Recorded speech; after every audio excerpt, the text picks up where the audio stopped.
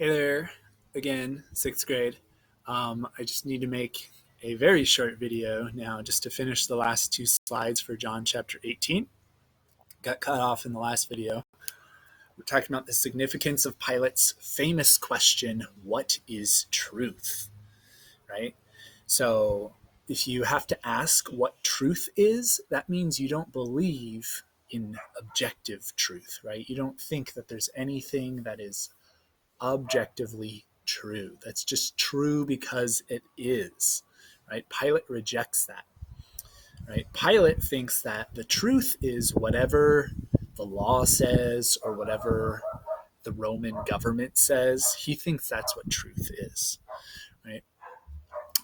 And this is a problem that has existed throughout time, right? As Catholics, we believe that truth is truth regardless of what anyone says, right? But other people say that truth depends on what the government says. Here's a good example of this. And there's this really famous book called 1984, and it has a very famous line in it called 2 plus 2 equals 5. Right? In that story, there's a oppressive government who wants to demonstrate its power by showing that truth is whatever the government says it is. So in the book, there's a character who believes that 2 plus 2 equals 4. And then the government kind of using its oppressive powers convinces him that 2 plus 2 actually equals 5. Right? And this is what Pilate is referring to when he says, what is truth? He's saying truth is whatever the government says it is. If the government says 2 plus 2, if the Roman emperor says 2 plus 2 equals 5, then that means it equals 5, right? But Christ, of course, is saying, I am the truth. I am here to bear witness to the truth. Okay. Last slide. Pilate, again, knows Jesus isn't guilty of actually committing any political crimes, right? The Jews are trying to convince Pilate that Jesus is usurping the Roman government's authority by calling himself a king, which is against the law.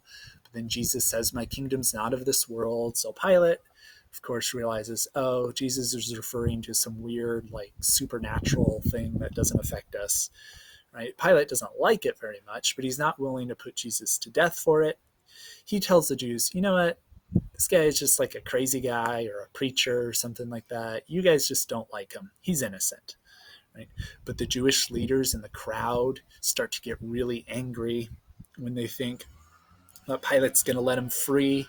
So Pilate's afraid of the Jews and their anger, and he tries to appease them by releasing Jesus in place of Barabbas. So he says, hey, if you guys really want to, I'll let you choose between Jesus and Barabbas. One of them gets to go free and one of them does not, right? And of course, Pilate thinks that the Jews are going to be afraid of Barabbas because Barabbas is a crazy murderer in his eyes, and the Jews say they want Barabbas, and this takes Pilate by surprise. So now Pilate has painted himself into a corner, and he has to do what the crowd wants, otherwise they're going to get really mad. And so Pilate decides to allow Jesus to die, right? So when Pilate asks, what is truth, right, that is John's way of signaling that Jesus is going to be condemned to die, right? Because Pilate doesn't seem to recognize the truth of Jesus's innocence. Right? Pilate at first believes Jesus is innocent, but then once he realizes that the Roman government is going to be mad at him if the Jewish crowd starts a riot, right?